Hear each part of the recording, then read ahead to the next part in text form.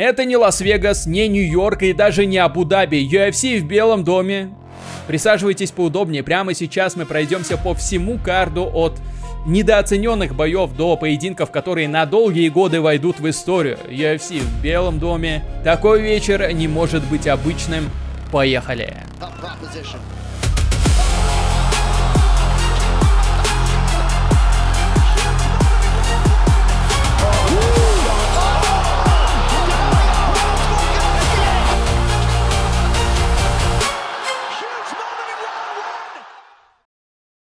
Какое шикарное и интригующее промо, не правда ли? Но оно немножечко обманчиво. Сегодня мы будем местами разносить карты, местами наоборот говорить про недооцененные поединки. Будем честны, все мы с вами ожидали большего. Я чуть ранее выпускал ролик, какие бои, возможно, там пройдут. И, в принципе, ничего кроме Джастина Гейджа и Илии Тапури предугадать не сумел. Да и вообще мой карт, который я там составил, потенциально был примерно в 10 раз лучше того, что мы получили. Но давайте сразу оговорюсь, что Тапури Гейджи, Перейра Ган — это окей, это действительно очень классные бои, хоть мы и ожидали более громкие противостояния в главном и соглавном событии, но здесь, в принципе, и интриги много, и громкие имена. Но даже не вздумайте мне говорить, что в этом карде вы ждали. Вы могли представить, что будет драться Стив Гарсия, Кайл Дакас или Айман Захаби. И только что я перечислил вам 25% этого карда, потому что поединков будет всего 6. В общем, вот здесь появляется QR-код для людей, которые находятся в России. Вы можете его отсканировать и получить фрибет 3000 от моих партнеров. Если по QR-коду вам неудобно забирать фрибет, можете сделать это в нашем телеграм-канале. Там и фрибет забрать можно, и прямые трансляции UFC смотреть, и видео нокаутов, и со мной пообщаться. Я могу что-то у вас спросить, возможно, вы натолкнете меня на какие-то мысли для нового ролика. В общем, ссылочка на телеграм-канал будет в описании. Там и анонсы, новости. Идеальное место для любого фаната UFC. Если ты следишь за боями, ныряй в описании и подписывайся, а мы с вами начинаем. Диего Лопес и Стив Гарсия откроют легендарный карт в Белом доме. 2026 год дал нам всем четко понять, что Диего Лопес на очень хорошем счету у боссов UFC, можно сказать, один из главных любимчиков. В феврале он получил титульный бой, хотя точно не был главным претендентом, не имел даже двухматчевой победной серии и уже проигрывал действующему чемпиону меньше года назад. В апреле 25-го Лопесу давали большие шансы на то, что он сможет окончательно отправить на пенсию Алекса Волкановски. Тогда такой расклад выглядел достаточно реалистично. Волк возвращался после тяжелых нокаутов от Махачева и Тапури.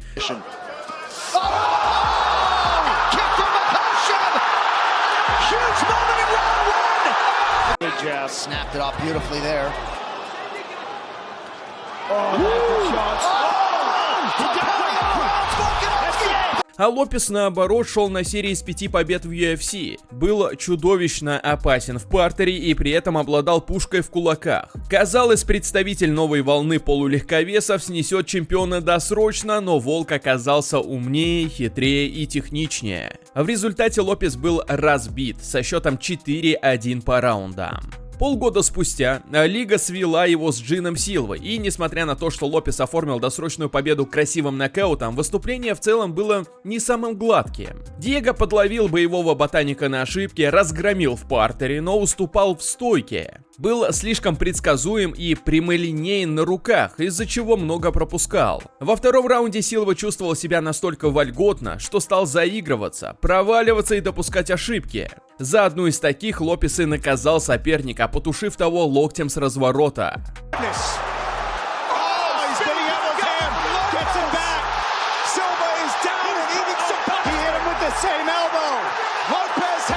Диего получил сразу 2 бонуса за бой и выступление вечера. Фанаты были в восторге, но никто и подумать не мог, что одной вот такой тяжелой победы будет достаточно, чтобы вновь драться за пояс, и это при Евлоеве и Мерфи, которые шли на рекордных винстриках и заслуживали титульник куда больше.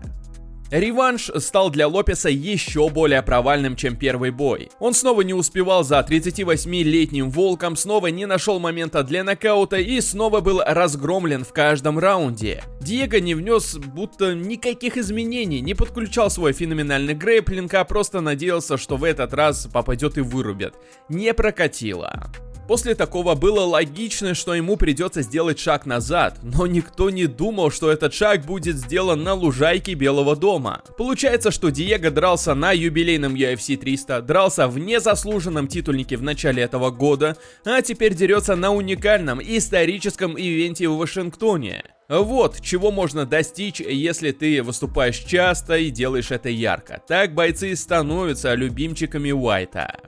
Стив Гарсия, его оппонент, это страшный нокаутер среди всех актуальных топов полулегкого веса, но его имя до сих пор находится вне поля зрения большинства фанатов. Стив не молод, ему уже 33 года, он выступает в UFC больше 5 лет, но при этом до сих пор входит в число подающих надежды. Он не проигрывал с лета 2022, но только-только начал получать заслуженное внимание.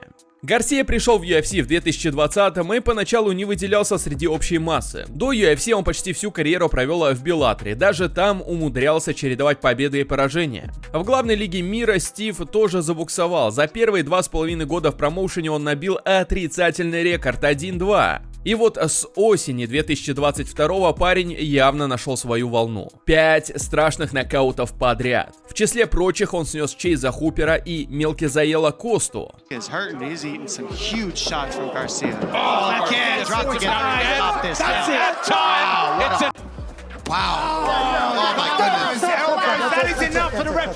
Забрал 3 бонуса за выступление вечера в 5 боях. Гарсия заслужил шанс ворваться в топ-15. Он разделил октагон с Келвином Кеттером и впервые за 5 лет дошел до решения, и это неудивительно. Кеттер обладает одним из самых крепких подбородков в лиге и ни разу не был нокаутирован за всю карьеру. Гарсия был на голову лучше в каждом раунде, втрое превзошел по количеству акцентированных ударов и даже оформил нокдаун в 3-м отрезке, но не смог добить. В ноябре прошлого года Стива впервые возглавлял турнир UFC и вернулся к традиции с нокаутами, вырубив в первом раунде Давида Анаму.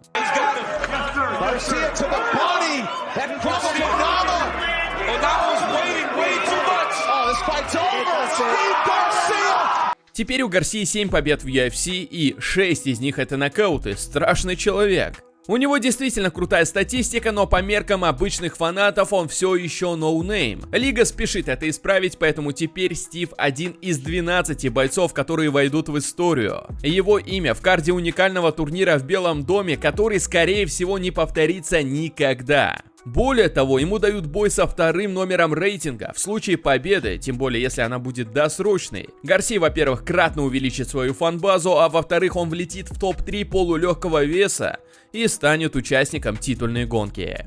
С точки зрения имен, мало кто здесь ждал Стива Гарсии. Скорее всего, никто не ожидал его увидеть в этом карде, но с точки зрения стилей бойцов, зрелищности, тут, конечно, промоушен подошел грамотно. Им очень важно, чтобы все 6 из 6 боев были на 100 и 100% зрелищными, и, собственно, они свели Диего Лопеса и Стива Гарсию, где скучно, прям маловероятно, что может получиться, поэтому они себя, так скажем, обезопасили, и карта в Белом доме будет открывать поединок, который, если не завершится досрочно, то точно получится ярким. Так что по именам грустно, но по зрелищности все четко. Что у нас по следующим именам? У нас огромная звезда. Кайл Дакас получил место в Белом доме. Подерется он с Бо Николом, которого, в принципе, все ожидали после анонса. Как только Дейна сказал, что UFC приедет в Белый дом, все сразу понимали, что Бо Никол будет в этом карде. Так и оказалось, он подерется с Кайлом Дакасом. Бо Никол пришел в UFC, уже имея вокруг своего имени большой фанатский интерес. Это один из самых успешных представителей студенческой борьбы. Бо брал золотые медали национального чемпионата NCAA 3 года подряд, с 17 по 19 годы, а в 2021 остановился в шаге от места в олимпийской сборной США. И вот, пролетев мимо Олимпиады, Никола решил переключиться на ММА. С рекордом 1-0 он заявился на претендентскую серию Дейны Уайта, победил там досрочно, но его попросили выступить еще раз, потому что не хотели брать настолько неопытного бойца. Бо повторил успех, снова удосрочил оппонента и уже не оставил шанса Уайту, и его подписали в UFC и стали продвигать всеми способами.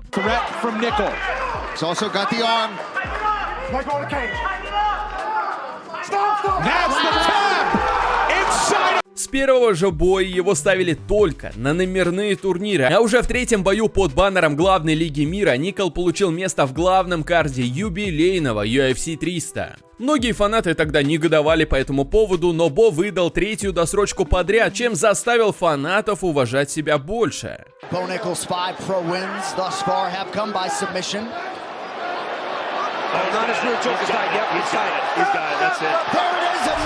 В 2024 проспект получил первое, более-менее известное имя Пола Крейга. Никол одолел шотландца решением, переиграл в стойке, после чего стало ясно, парня пора двигать в рейтинге. Но уже в 2025-м Бо потерпел первое поражение в карьере, его остановил опытный Ренье де Ридер, накормив коленями по корпусу.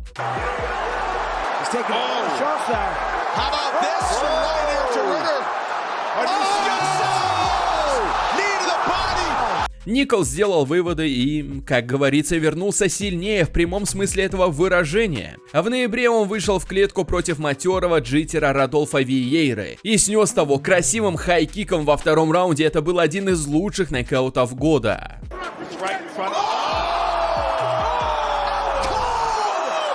Разумеется, лига не могла не поставить самого звездного молодого американца в карт самого американского турнира в истории. Но выбор соперника вызывает немало вопросов. Логично было бы дать ему кого-то, наверное, известного, у кого есть имя, хайп и фанаты. Например, подраться с Бо хотел Колби Ковингтон, у бойцов была перепалка в соцсетях, и Хаус даже готов был ради этого подняться в средний вес. Однако матчмейкеры выбрали Кайла Докаса. И предугадывая вопрос, который появился у вас в голове, рассказываю, кто это нахрен такой. Возможно, вы помните братьев Докас, тяжеловес Крис и средневес Кайл. Оба пришли в UFC в 2020-м, Крис, тот, что тяжеловес, не тот, что будет драться с Бо, тогда колотил одну победу за другой, поднимался наверх одновременно, на секундочку, с Томом Аспиноллом, с которым их постоянно сравнивали, но добравшись до топов вроде там Льюиса Блейдса и Розенстрайка, напроигрывал нокаутами и вскоре был уволен из промоушена. Сейчас у Криса там 5 поражений подряд, из 2024-го он вообще не проводил новых боев. А вот его младший брат, который будет драться в Белом доме, Кайл, его карьера в UFC не пошла почти сразу. Придя в лигу непобежденным чемпионом лиги Cage Fury, он провел 7 боев и набил неутешительный рекорд 2-4-0-1. Был уволен. Кайл проигрывал как будущим топам вроде Брэндона Аллена и Романа Долидзе, так и середнякам вроде Фила Хоуза и Эрика Андерса.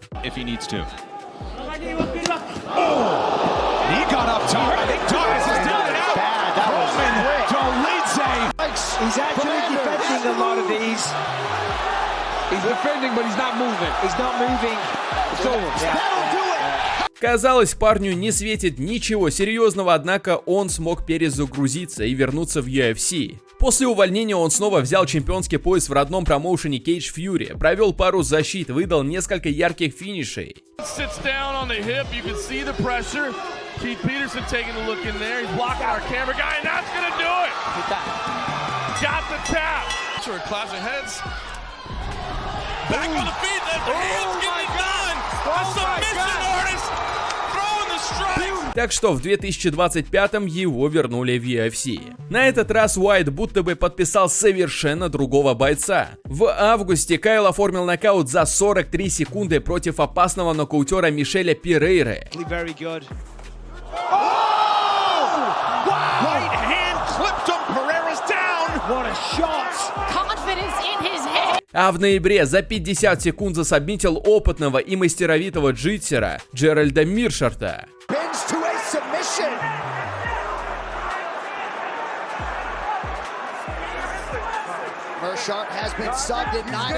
На 2026 у Докаса-младшего уже был назначен бой против Висента Люки, но в последний момент его отменили и поставили Кайла в карта Белого дома.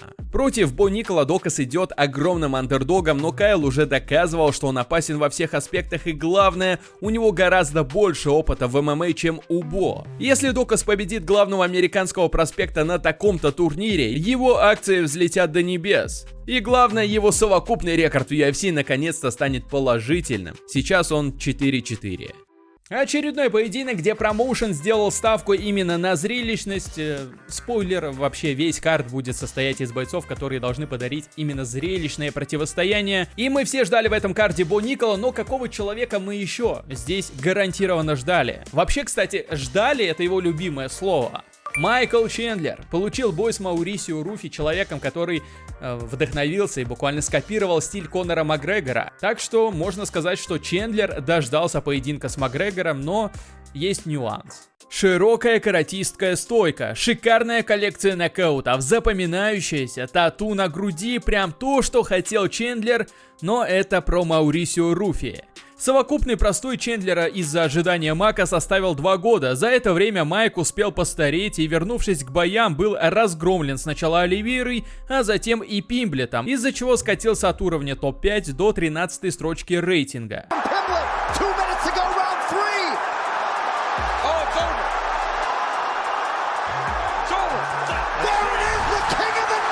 Сейчас Чендлеру 39 лет, у него рекорд 2-5 в UFC, он никого не побеждал вот уже 4 года, а последний, над кем удалось взять вверх, это постаревший Тони Фергюсон на серии поражений.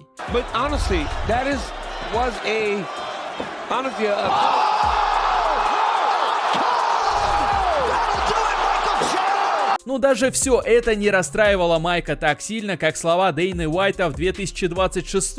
Когда босса спросили, стоит ли ждать в Белом доме поединок Конора и Чендлера, тот посмеялся и заявил, что это уже в прошлом. Сейчас такой матчап никого не интересует. Так у Железного Майка разбилась последняя надежда. Бой в Белом доме он все же получил, неудивительно, ведь Чендлер один из самых ярких патриотов своей страны. Всегда признается в любви к родине и является любимцем многих фанатов, даже несмотря на ужасный рекорд в UFC. Только вот вместо Конора в Белом доме его будет ждать один из последователей Ноториуса, один из тех, кого ирландец вдохновил и для кого был кумиром. Маурисио Руфи, один из самых ярких проспектов в легком весе. Всего за пару лет в лиге накопил подборку мощнейших нокаутов. Со старта он выдал 3 огненных боя, вырубил Джейми Маларки, показал несколько приемов из Mortal Kombat, вроде тейкдауна ножницами.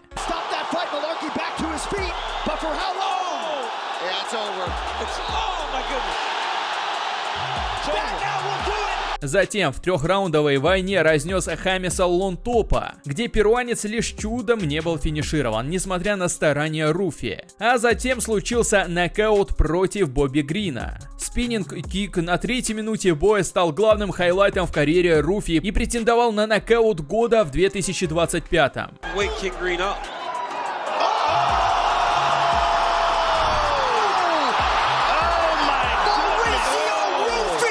Лига тут же взялась за продвижение бразильца, организовала ему бой за место в топ-15 против другого яркого финишера Бенуа Сен-Дени. В том бою боевой ботаник был разоблачен. Оказалось, что он настолько же хорош в стойке, насколько плох в партере. Бенуа Сен-Дени переводил бразильца, доминировал сверху, делал буквально все, что хотел, и удосрочил сабмишеном уже в середине 2-го раунда.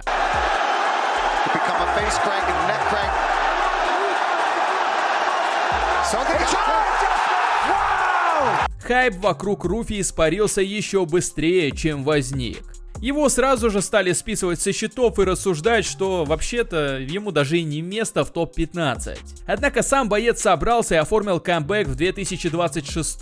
На UFC 325 в феврале этого года он встретился с Рафаэлем Физиевым и сделал так, что атаман впервые за 7 лет проиграл нокаутом. That's it. Closing the distance. It's done. And there it is. Wow. Mauricio Rufi has knocked down Ruff. Теперь у Руфи 13 побед в карьере и 12 нокаутов. Он получил свое место в топ-10 легкого веса, но вместо поединка с кем-то, кто находится выше, получил 13-ю строчку в лице Чендлера. Вероятно, Руфи не сильно расстроен, поскольку его имя навсегда останется в истории лиги, ведь он выступит на легендарном ивенте. Руфи стоит выше Чендлера в топах, он очевидно будет огромным фаворитом, так что победа над Майком ему в первую очередь нужна для медийного продвижения, ну или вирусного хайлайта. Чендлеру же просто необходимо побеждать, чтобы элементарно остаться в лиге.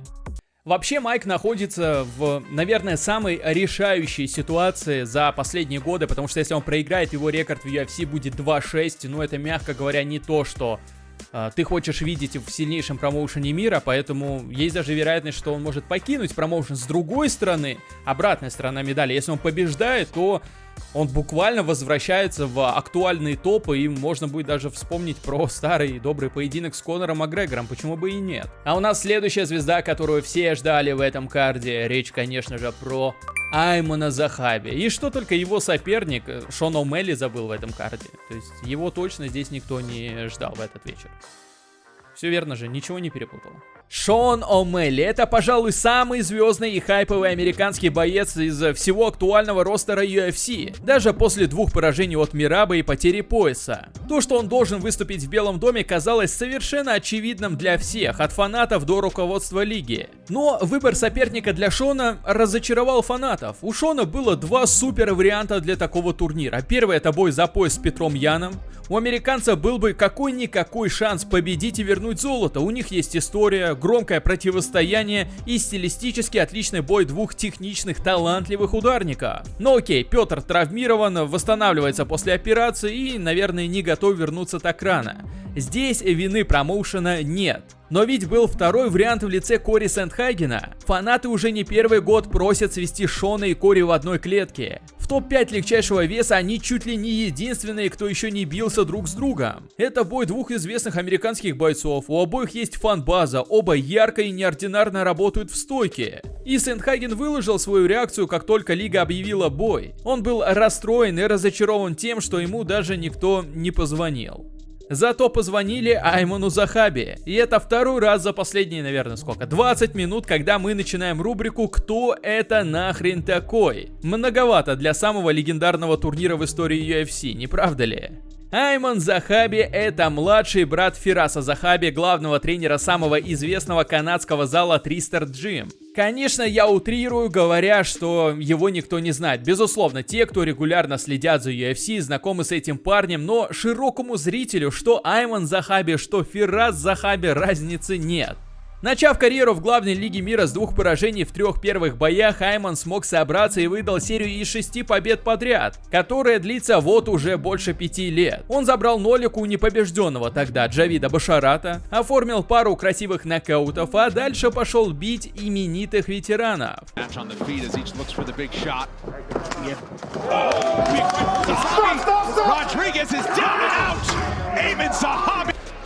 Zahabi coming in with 2 straight wins, as is Aurichi. Massive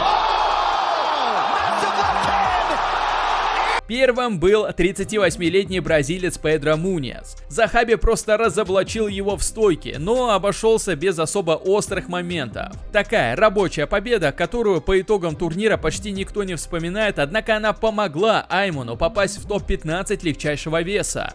Затем Захаби прикоснулся к легенде Жозе Алдо. Поединок с бразильцем стал самым сложным испытанием в карьере Аймана. В первом раунде Алдо смотрелся лучше в стойке, перебивал канадца, не давал тому ничего сделать и забрал 5-минутку. Второй раунд оказался куда ближе, здесь уже была конкуренция на равных, но кульминация случилась в третьем отрезке. В начале раунда Альдо отправил Аймана в тяжелый нокдаун коленом, пытался добить, заряжал жесткие кики в голову. Охотился за Захаби по всему октагону, но так и не смог финишировать бой. В итоге Айман Захаби смог пережить шторм и обнаружил, что Жозе отдал все силы на этот спорт. Оставшиеся 3 минуты уже Айман гонял легенду по октагону. Заставил его бороться, при этом сам накрывал его проходы, от души поработал в граунд-энд-паунде, залив Альдо его же кровью. Судьи отдали победу Захаби 2 из 3 раундов. Наконец, в октябре прошлого года канадец сошелся в октагоне с Марлоном Верой. Тут тоже не обошлось без проблем. Во втором раунде Чито смог уронить канадца, но не финишировал. В первом и третьем отрезках Захаби был активнее, насыпал больше ударов, чаще попадал и даже устроил небольшую рубку на последних секундах в стиле Холлоуэя. Так у канадца с лицом Ариэля Хельвани образовалась серия в 6 побед к ряду, и сейчас это один из лучших стриков в легчайшем весе. При этом Айману уже 38 лет, а в этом году и вовсе исполнится 39. Для его весовой это достаточно критическая цифра. Рубеж, после которого даже лучшие из лучших начинают сдавать. Но именно в таком возрасте он подбирается к своему прайму карьеры и получает одну из главных звезд лиги на крупнейшей сцене в истории. Их поединок — это третий по значимости бой в Белом доме, выше только чемпионы. Другими словами, бой Захаби будет смотреть весь мир. Если он сможет переиграть Шона О'Мелли в стойке и сделать это ярко, о дальнейшем продвижении можно не переживать, дорога до титула может оказаться очень короткой. Так что Захаби выпадает действительно шанс всей его жизни. Мало того, что выступит на историческом турнире, просто бери и становись звездой. Все, что тебе нужно сделать, чтобы, возможно, себя обеспечить на ближайшие годы даже в денежном плане, просто выиграй Шона О'Мелли. Все, максимально простая задача на словах, возможно, сложная в реализации увидим как раз таки в июне. А мы дошли до реально топовых боев, к которым у меня вообще нет вопросов. Алекс Перейра и Джон Джонс — это то, что мы все с вами ждали. Мы его не получили, это было бы прям вау событие. Но поединок Алекса Перейра и Сирил Гана у меня лично не то чтобы вопросов к этому бою нет. Он для меня выглядит самым интригующим и интересным на предстоящем ивенте. Алекс Перейра может стать первым бойцом за всю историю организации, кто соберет чемпионские пояса сразу в 3 дивизионах. Пейтан заслужил это как никто другой. Чемпионство в среднем весе получилось, правда, немного скомканным. Алекс нокаутировал Адесанию в бою, который проигрывал с треском, а в первой же защите сам улетел в нокаут от Израиля.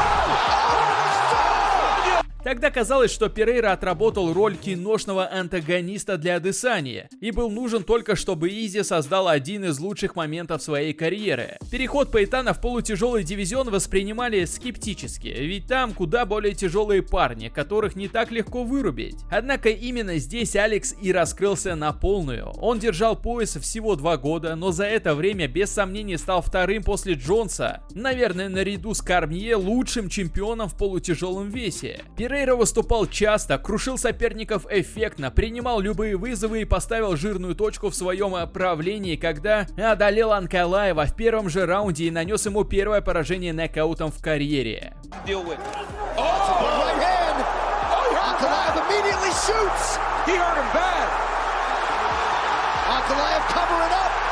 И в полутяжах сейчас у него просто не осталось интригующих вызовов. Ульберг не является большой звездой, трилогия с Прохаской не так интересна. Еще один поединок с Анкалаевым, тут, наверное, уже нет интереса для самого бразильца, потому что победить так же ярко, как в реванше, уже вряд ли получится.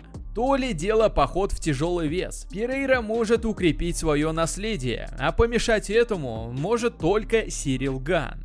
Конечно, все фанаты ждали на его месте Джона Джонса. Это был единственный бой, который по своему статусу и величию подходит для главного события в Белом доме. Лучший боец в истории лиги против одного из главных актуальных звезд. А на кону историческое достижение. Расклада лучше невозможно придумать, однако мечты об этом поединке так и останутся, по крайней мере, временно только мечтами. Причина до боли банальна. Лига просто не договорилась с Джонсом по деньгам. Но имеем то, что имеем. Алекс Перейра будет драться за временный пояс Сирил Гана. Фактически француз сам сделал так, чтобы в его весе ввели временный пояс. Буквально сделал это своими руками, пальцем, если конкретнее. В октябре прошлого года Сирил Ган получил титульный бой против действующего чемпиона Тома Аспинала. Многие эксперты, фанаты, аналитики предвещали легкую победу британца.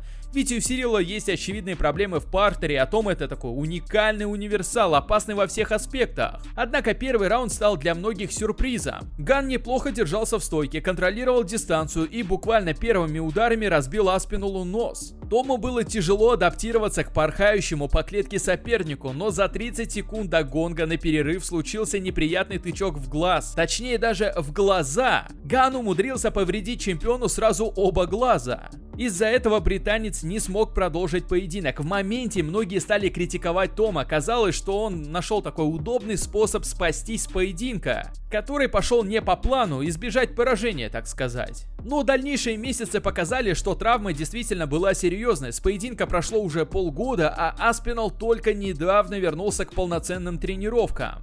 И удивительно, что на Тома обрушилась только критики, а реальный-то виновник остановки Сирил Ган. Он вовсе избежал даже какого-то малейшего хейта.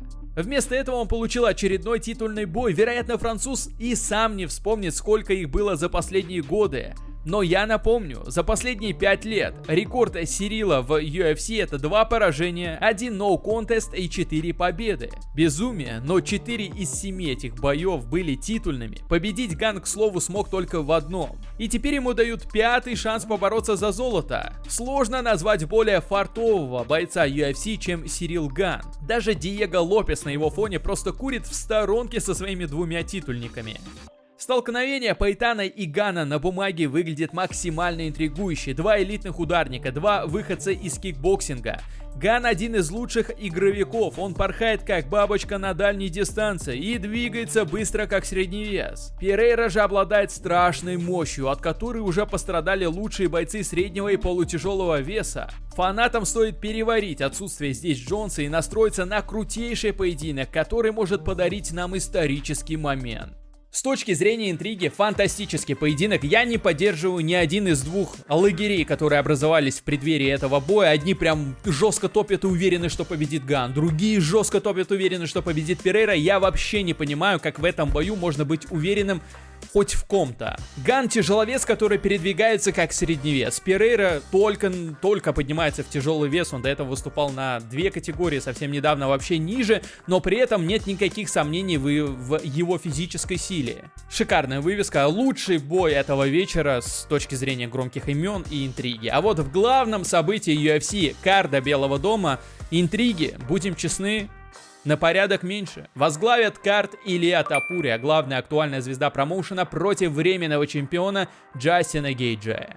Как только Джастин Гейджи стал новым временным чемпионом в легком весе, всем стало ясно, что его поединок с Гейджи с большой долей вероятности пройдет в Белом доме. У США нет ни одного полноправного чемпиона, так что не включить сюда бой единственного, хотя бы временного чемпиона-американца было бы странно. В январе Highlight возглавил первый турнир UFC на Paramount, избил молодую восходящую звезду Пэдди Пимблета и 2-й раз в карьере повесил на плечо пояс временного чемпиона. И перед боем с Пимблетом Гейджи списывали со счетов, говорили, что он уже слишком стар, что у него огромные дыры в партере и не самая техничная стойка. Но у Highlight есть одна особенность, он выдает свои лучшие перформансы именно тогда, когда от него никто этого не ждет. Так было перед боем с Тони Фергюсоном, перед реваншем с Порье за пояс БМФ, перед первым боем с Физиевым и перед боем с Пимблетом. Гейджи не дал британцу бороться и разнес его в стойке, оформив пару тяжелых нокдаунов, и забрал 4 из 5 раундов.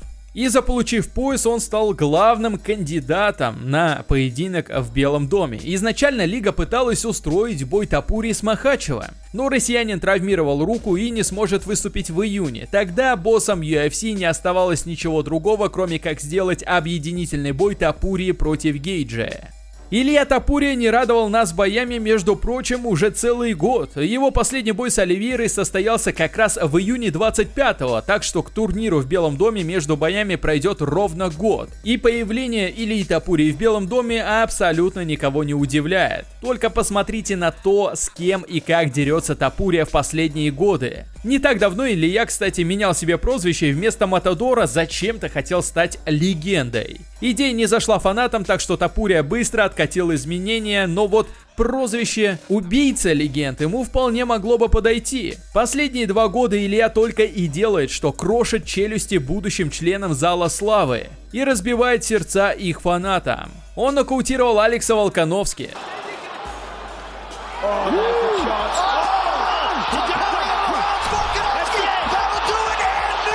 Затем стал первым, кто смог вырубить Макса Холлоуэя.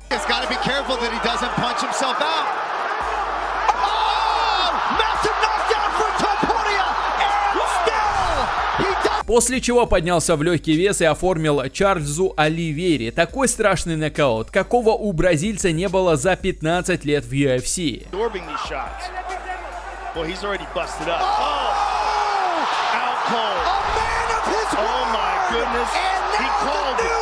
Весь мир, от главных лиц UFC до каждого фаната на планете, вот уже год мечтают увидеть бой Топури и Махачева. Два лучших бойца организации, оба на пике. На мощнейших победных сериях, каждый со своими тузами в рукаве. Сегодня просто не существует более ожидаемого поединка. Радует то, что Лига рассматривала возможность такого боя в Белом доме, значит, как минимум промоушен не против устроить такую битву. А это самое главное, возможно, мы увидим их столкновение уже в этом году. Но прежде Топури нужно будет пройти Джастина Гейджа, и да, он андердог, в него действительно очень сложно поверить, но я бы не списывал Джастина Гейджа. Нет ни одного человека в легком весе, по которому если Джастин донес бы прям плотный свой хороший коронный удар, он бы его выдержал, и это бы не привело к нокауту. Плюс Джастин... Он вообще может завершить карьеру на этом турнире, уже там он так как-то поговаривает, знаете, в эту сторону, смотрит, что он долго не собирается выступать. И, возможно, Джастин будет выходить на этот поединок как в последний раз, в прямом и переносном смысле. А вот Илья Топури может выходить на этот бой с мыслями о громком противостоянии Махачева. И вот когда такая несостыковочка получается, что один... возможно, будет выходить вальяжно и слишком самоуверенным, а другой будет выходить, понимая, что вот последний раз я сегодня выкладываюсь на 1000%, делаю все возможное и завершаю карьеру. Это на самом деле тоже может сыграть роль и преподнести нам такие, знаете, исторические сюрпризы. Такой карт нас ждет в Белом доме. Изначально, когда только анонсировали карт, его сильно захейтили. Я был, наверное, в первых рядах, кто это делал. Но сейчас уже чуть подуспокоившись, посмотрев на это более трезво, понимаю, что карт, ну, средний получился с точки зрения, конечно, Белого дома. Все-таки это такое историческое событие, ты ждал прям что-то вау. Где, если не в Белом доме, собственно, и такие большие ожидания завышать, да, получать что-то грандиозное. Мне кажется, что вот как раз-таки такие турниры, которые проводятся крайне редко, то там был турнир UFC в сфере, тоже получился, кстати, средненьким, что турнир UFC в Белом доме, ты на это смотришь и думаешь, ну блин, ну вот именно здесь вы должны выдать что-то, чего даже фанаты не ожидают в хорошем понимании этого слова. Но вот получился карт в принципе хорошим, смотрибельным. Безусловно, я думаю, что все фанаты, которые смотрят UFC, этот карт точно не пропустят. Ну и там, может быть, пару десятков или сотен тысяч новых фанатов этот ивент привлечет, хотя бы за счет того, в каком месте он будет проходить. В общем, ссылочки на мои соцсети будут в описании. Обязательно переходите, там с вами можем пообщаться, пообсуждать этот карт. Там есть прямые трансляции UFC, там есть фрибеты, там есть мое мнение по предстоящим боям, анонсы, новости, в общем, все. Просто подписываешься на Калугин ММА, и ты точно ничего важного не пропустишь и всегда будешь в курсе. Ссылочка в описании, друзья. Спасибо, что досмотрели. Про лайк тоже не забывайте, да. До встречи. Пока-пока.